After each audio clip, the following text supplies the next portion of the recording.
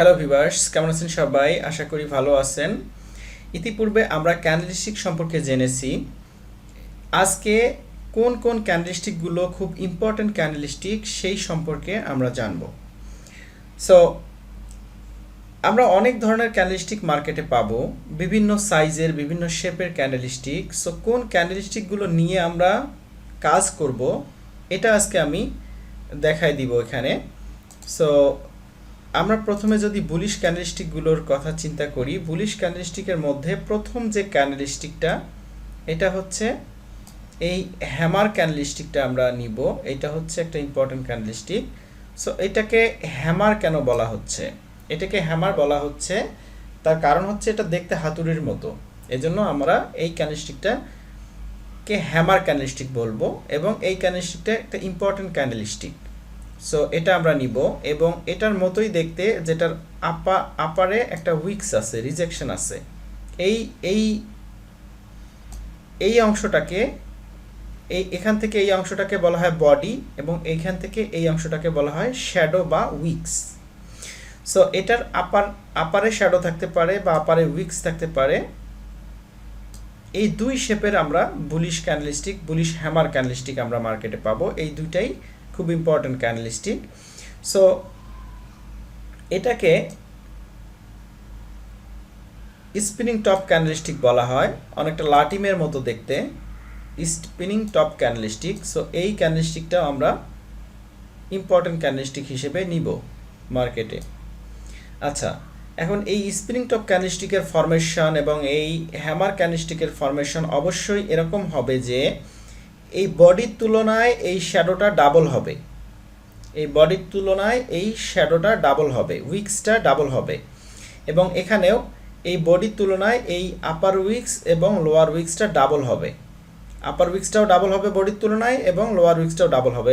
আপার weeks এবং lower উইক্সের সাইজটা almost same size হবে, তাহলে এইটাকে আমরা পারফেক্ট স্প্রিং টপ ক্যান্ডেলস্টিক বলতে পারবো। আচ্ছা, এটা গেল হচ্ছে হ্যামার ক্যান্ডেল এবং স্প্রিং টপ ক্যান্ডেলস্টিক। আমরা সেম ক্যান্ডেল এইভাবে পাবো, কিন্তু অপোজিট সিচুয়েশনে পাবো, এরকম opposite of hammer, that means inverted hammer candle. So এই ক্যান্ডেলস্টিকটার নাম হচ্ছে ইনভার্টেড হ্যামার ক্যান্ডেল। আমরা এই দুই শেপের ইনভার্টেড হ্যামার ক্যান্ডেলস্টিক পাবো, এরকম একটা পাবো এবং এটা যেটার লোয়ারে রিজেকশন রয়েছে, এই দুই সাইজের আমরা ইনভার্টেড হ্যামার ক্যান্ডেলস্টিক পাবো মার্কেটে। এরপরে আসা যাক bearish candle, that means red colour ক্যান্ডেলস্টিকগুলোর কাছে। রেড কালারে সেম ক্যান্ডেল আমরা পাবো, হ্যামার ক্যান্ডেল। দুই ধরনের হ্যামার ক্যান্ডেল, এই ক্যান্ডেলস্টিকগুলো ইম্পর্টেন্ট ক্যান্ডেলস্টিক। এটার আপে উইক্স আছে, স্পিনিং টপ ক্যান্ডেলস্টিক।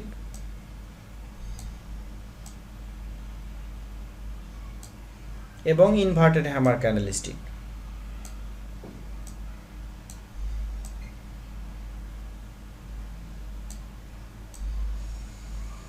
যেটা লোয়ারে রিজেকশন রয়েছে, আমরা এটা বলতে পারি শ্যাডো রয়েছে।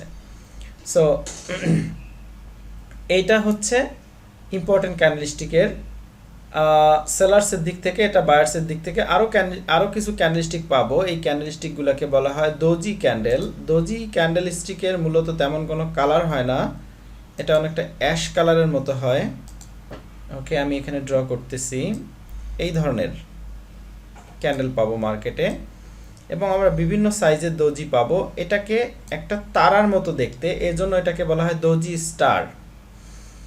অনেকটা তারার মতো দেখতে বা প্লাস চিহ্নর মতো দেখতে, এটাকে বলা হয় দোজি স্টার। এই দোজিটাকে বলা হয় ড্রাগন ফ্লাই দোজি।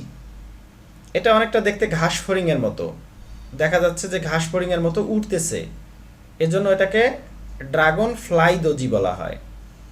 আর এইটাকে বলা হয় গ্রেভস্টোন দোজি। সো গ্রেভস্টোন দোজি কেন বলা হয়?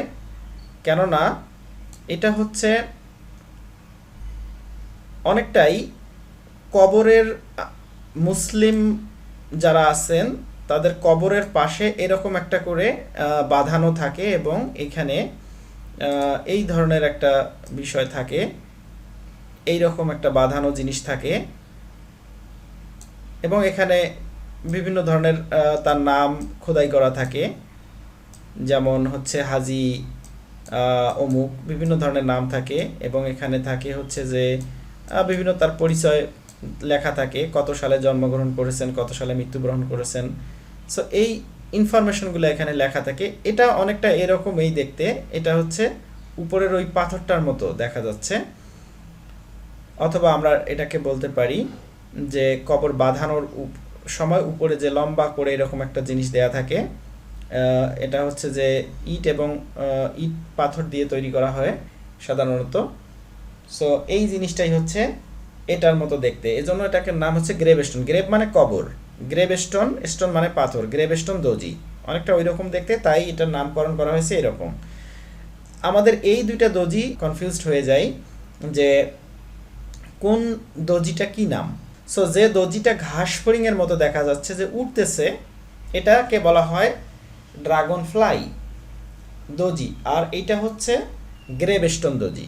কবরের ওই পাথরটার মতো দেখতে লাগতেছে, এই জন্য এটা হচ্ছে গ্রেভস্টোন দজি। আশা করি এটা ক্লিয়ার হয়েছে এখন, এটা আর মনে হারানোর কথা না। আর এটা হচ্ছে যে দজি স্টার, এবং আমরা একটা লং লেগ দজি পাবো এরকম, যেটা আপার এবং লোয়ার উইক্সটা অনেক লম্বা,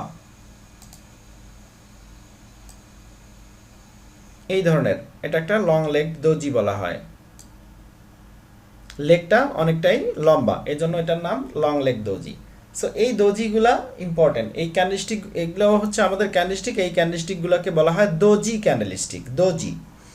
এবং এটা হচ্ছে bullish candlestick, bearish candlestick, doji candlestick. এবং বুলিশ এবং বিয়ারিশ ক্যান্ডেলস্টিকের মধ্যে আরও দুইটা ইম্পর্টেন্ট ক্যান্ডেলস্টিক আছে, সেটা হলো, আমি ড্র করতেছি এখানে, এই ক্যান্ডেলস্টিকটাকে বলা হয় মারুবোজু ক্যান্ডেল। সো যখন এই ধরনের একটা ক্যান্ডেলস্টিক পাবো যেটার আপারে কোনো উইক্স নাই, লোয়ারেও কোনো উইক্স নাই, এটাকে বলবো আমরা মারুবোজু ক্যান্ডেল। সো আমরা এটা বায়ার্সের দিক থেকেও এই ধরনের একটা মারুবোজু ক্যান্ডেল পেতে পারি, আবার সেলার্সের দিক থেকেও এরকম একটা মারুবোজু ক্যান্ডেল আমরা পেতে পারি এরকম। সো এই দুইটা ক্যান্ডেলস্টিক এটাও আমাদের একটা ইম্পর্টেন্ট ক্যান্ডেলস্টিকের মধ্যেই পড়ে, মারুবোজু ক্যান্ডেল, মারুবোজু ক্যান্ডেল। আর একটা ক্যান্ডেলস্টিক মারুবোজুর মতোই দেখতে, এটাকে আমরা মারুবোজু টাইপ ক্যান্ডেলস্টিক বলতে পারি। এই ক্যান্ডেলস্টিকটাও ইম্পর্টেন্ট ক্যান্ডেল, যেমন এই ক্যান্ডেলস্টিকের মতোই দেখতে, যেটার আপারে উইক্স থাকবে এবং লোয়ারেও উইক্স থাকবে এইরকম। এটা হচ্ছে মারুবোজু টাইপ ক্যান্ডেলস্টিক।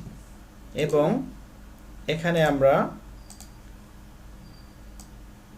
এই ধরনের একটা ক্যান্ডেল পাবো যেটার আপারে উইক্স থাকবে এবং লোয়ারেও উইক্স থাকবে। ওকে, সো আমরা এটাকে বলতে পারি মারুবোজু ক্যান্ডেল, মারুবোজু টাইপ ক্যান্ডেল। এটা মারুবোজু ক্যান্ডেল, মারুবোজু টাইপ ক্যান্ডেল স্টিক। এটা বিয়ারিশ মারুবোজু, এটা বুলিশ মারুবোজু ক্যান্ডেল। এবং আরও কিছু ক্যান্ডেল স্টিক আমরা পাবো যেটাও ইম্পর্টেন্ট ক্যান্ডেল স্টিকের মধ্যেই পড়ে, যেমন এটা হচ্ছে বুলিশ ক্যান্ডেল স্টিক, এরকম একটা পেতে পারি যেটার আপারে কোনো রিজেকশন নাই, শুধুমাত্র লোয়ারে রিজেকশন এরকম। সো এই ক্যান্ডেলস্টিকগুলা ইম্পর্টেন্ট ক্যান্ডেলস্টিক, কেননা মার্কেট যখন স্ট্রং থাকে, এখানে 3-4টা ক্যান্ডেল, 4টার অধিক ক্যান্ডেলস্টিক তৈরি করার পরে অথবা 3টার অধিক ক্যান্ডেলস্টিক তৈরি করার পরে যদি এই ক্যান্ডেলস্টিকটা দেখা যায়, তাহলে এই ক্যান্ডেলস্টিকটা মার্কেটটাকে আপে নিয়ে যাওয়ার সম্ভাবনা বেশি থাকে। এই ক্যান্ডেলস্টিকের পরে মার্কেটটা আপে যাওয়ার সম্ভাবনাটা অনেক বেশি থাকে। সো আমরা এই ক্যান্ডেলস্টিকটাকেও একটা ইম্পর্টেন্ট ক্যান্ডেলস্টিক আমরা বলতে পারি।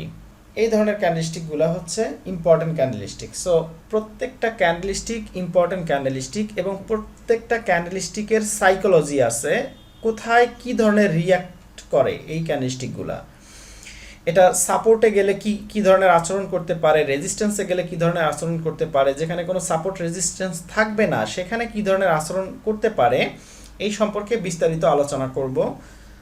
তবে আজকে শুধুমাত্র আমরা চিনব যে এই ক্যান্ডেলস্টিকগুলা ইম্পর্টেন্ট ক্যান্ডেলস্টিক, এবং এই ক্যান্ডেলস্টিকগুলার মাধ্যমে আমরা ট্রেড প্লেস করতে পারি। সো আশা করি বুঝতে পেরেছেন। সকল ইম্পর্টেন্ট ক্যান্ডেলস্টিকগুলা আমরা ভালোভাবে চেনার চেষ্টা করব, কেননা এই ক্যান্ডেলস্টিকগুলোর উপর বেস করে অনেক ট্রেড আমরা মার্কেটে নিতে পারবো, সফলভাবে নিতে পারবো, এবং আমরা ট্রেডগুলো উইন করলে অবশ্যই মার্কেট থেকে আমরা প্রফিট করতে পারবো ইজিলি।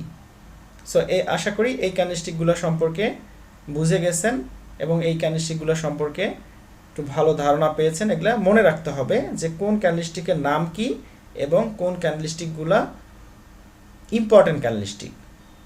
সো আমাদের আরও বিভিন্ন ধরনের ক্যান্ডেলস্টিক আছে মার্কেটে, আমি দেখাচ্ছি। এই ধরনের একটা ক্যান্ডেলস্টিক যদি হঠাৎ করে পাই অনেক লম্বা এবং এটার উইকসও অনেক এরকম, সো আমাদের বুঝতে হবে এই ক্যান্ডেলস্টিকটা যখন মার্কেটে তৈরি হবে যে মার্কেটের অবস্থা বেশি একটা সুবিধাজনক অবস্থায় নেই। এই জন্য এই ধরনের সিচুয়েশন যখন তৈরি হবে, এই ধরনের ক্যান্ডেলস্টিক যখন তৈরি হবে, তখন আমরা এই মার্কেটে আমরা অ্যানালাইসিস করব না বা এই মার্কেটে আমরা ট্রেড নেওয়ার চেষ্টা করব না। কেন করব না? কারণ হচ্ছে অনেক কারণ আছে। এটা হচ্ছে নিউজ ইফেক্ট ক্যান্ডেল। মার্কেটে অনেক সময় নিউজ চলে আসে, যখন নিউজ চলে আসে তখন মার্কেটটা অনেক ভলাটাইল হয়ে যায়, মানে মার্কেটটা অস্থির হয়ে যায়, খুব জোরে চলাচল করে। তখন ওই সময়টা আমরা ট্রেড অ্যাভয়েড করব, কেননা মার্কেটের ডাইরেকশন তখন ঠিক থাকে না, মার্কেট উল্টাপাল্টা আচরণ শুরু করে দেয়।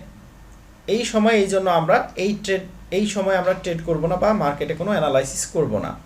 সো এই ক্যান্ডেলস্টিকটাও চেনার প্রয়োজন আছে। বা যদি আমরা এই ধরনের ক্যান্ডেলস্টিক পাই যেটার আপারে এবং লোয়ারে অনেক বড় বড় রিজেকশন আছে এরকম, সো এই ক্যান্ডেলস্টিকগুলা একটা চিহ্ন যে এই ক্যান্ডেলস্টিকগুলো যখন তৈরি হবে মার্কেটে, তখন মার্কেটে অনেক বেশি ভলাটিলিটি থাকবে, তার মানে মার্কেট অনেক অস্থির থাকবে। এই সময় আমরা ট্রেড প্লেস করব না। এজন্য এই ক্যান্ডেলস্টিকগুলো চেনার দরকার আছে যে যখন এই ক্যান্ডেলস্টিকগুলো থাকবে তখন আমরা মার্কেটের অবস্থা বেশি ভালো থাকবে না, তাই আমরা মার্কেটে ট্রেড প্লেস করব না। সো এটাই হচ্ছে সকল ইম্পর্টেন্ট ক্যান্ডেলস্টিকগুলো, এবং এটাও আমাদের মনে রাখতে হবে, কেননা যখন আমরা এই ক্যান্ডেলস্টিকগুলোকে দেখতে পারবো মার্কেটে, তখন আমরা মার্কেটে ট্রেড করব না। সো এটাই হলো ইম্পর্টেন্ট ক্যান্ডেলস্টিক সম্পর্কে একটা ধারণা। আশা করি আপনি বুঝতে পারছেন।